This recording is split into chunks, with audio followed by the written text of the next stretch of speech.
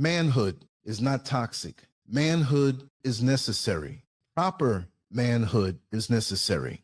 Social media, the television set, the media, which is not generally owned by us, they definitely have an agenda to demonize masculinity. Back in the day in America, you had that big, strong man who was the father, who was the husband, who was that reputable neighbor in the neighborhood.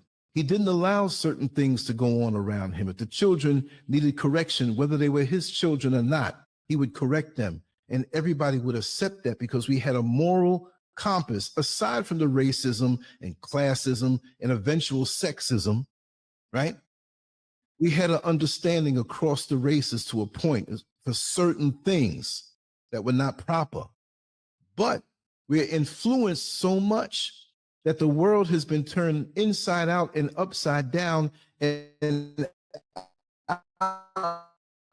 so twisted. So the time that I came up, manhood was applauded. I'm 62 years old in April, so I go back a little further than what most people think. And my memory goes deep. I was born in 63, but I can remember things from the late 60s as my father and mother and our inner circle would explain things to me. So that was encouraged. But you see, we had rap music, right? The real rap music, not the hijacked after 1989 by corporate America rap music. And we celebrated our culture. It was something that we created, and manhood was celebrated.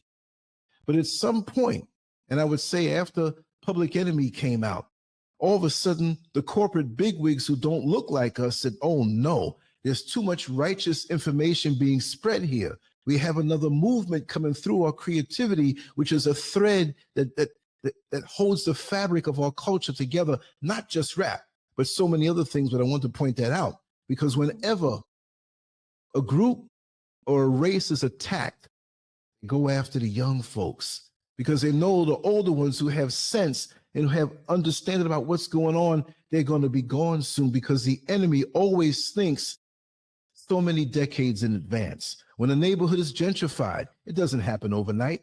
It's thought about and planned out and executed slowly but surely in advance, right?